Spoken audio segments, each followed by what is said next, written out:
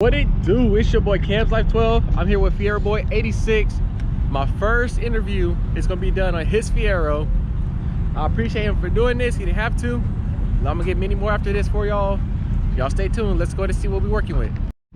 I forgot to also mention, be sure to like, comment, and subscribe on both of our channels. We're trying to grow, get to that 1K.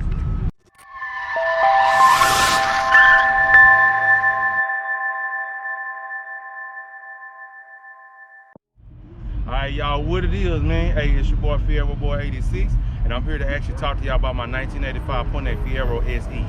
Now, the biggest thing about my Pontiac Fiero SE, the reason why I like it is because it is different. When I say it's different, it ain't your typical engine in the front type car. This car is actually your engine in the rear, so that's the reason why I actually like this car a lot. It is 116,000 miles up on it, 117,000 miles now. When I first got it, it was 115,000 miles. It did need like a little bit of work. It still do need work because, of course, we always say a project is a project, and it's gonna keep coming. You know what I'm saying? And like the biggest thing is, I just wanted something different. I just wanted to be able to bring y'all my dreams and passion of being able to do, you know what I'm saying, a different car for y'all, to kind of just show y'all that on the internet is wrong, you know what I'm saying? And I've been doing Fieros for about 2 years, and I've been doing Chevrolet Corvairs for about 7. I had 3 Corvairs. I had 62, 63, 64. My 62 was a 4-speed out of the Los Angeles plant. My 63 was a Michigan car. It was a 443 off the line, which was super rare. And then my 64 was a Kansas City car. And so with this one right here is actually going to end up being a Michigan car, which is going to end up being like halfway, you know what I'm saying, as far as production wise. Very, very good car, y'all. When I say this car actually saves gas, it really does. You know what I'm saying? I could put in $20 in that shit and actually fill this car up in today's world. You know, I think like the biggest thing is I'm gonna keep on replacing parts on it. This right here is going to end up being my daily driver for right now, but eventually I am going to end up getting a GT, which is going to end up being the same year, 1985, and so I'm definitely ready for that, y'all.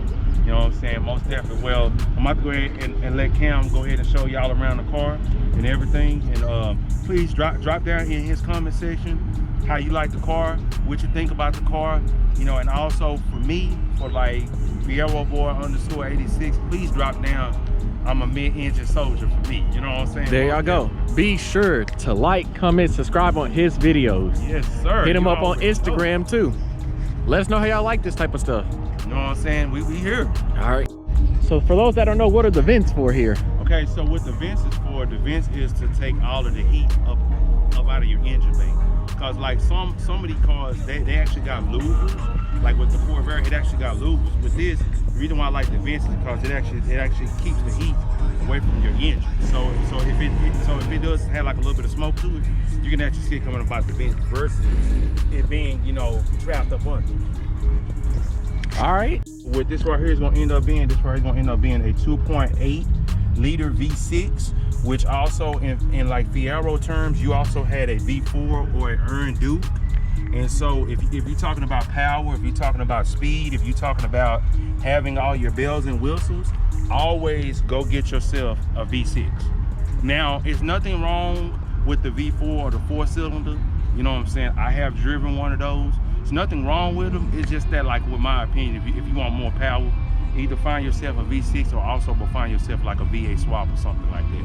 And I think like the biggest thing about having a Fiero, that right there is like one of the major things that you can really do is a LS swap, like really quick. You don't have to really cut out anything. It basically slides up like if you was like doing a VW Bug where it just slides up, and all you got to do is just lock it in place with your cradle. And so I think also too, now they're actually starting to make like a lot of pick and plays to where you could just pop it into your car and start driving, you know. And so I think like the biggest thing, y'all, about this engine is that this engine is a long-lasting engine. You know, this engine is long-lasting, you know, and I've had like a lot of fun with it since I've had it. Like I said before, I do have some more engine work that actually needs to be done. So, you know, definitely It's a fun car, y'all. You know what I'm saying? I love it. You know, I love driving it. You know what I'm saying? I love taking it to car shows. And I think that, I think here soon enough, I will be having another, like I was saying earlier, 85 GT, you know what I'm saying, or an 86 GT, either one. And I'm going up doing everything else to that one. So most definitely, this one right here is going to stay stocked. And definitely, man, most definitely. Hey, for y'all that don't know, be sure to follow this man. Keep up on all his progress. Yes, sir. It's a movie over here.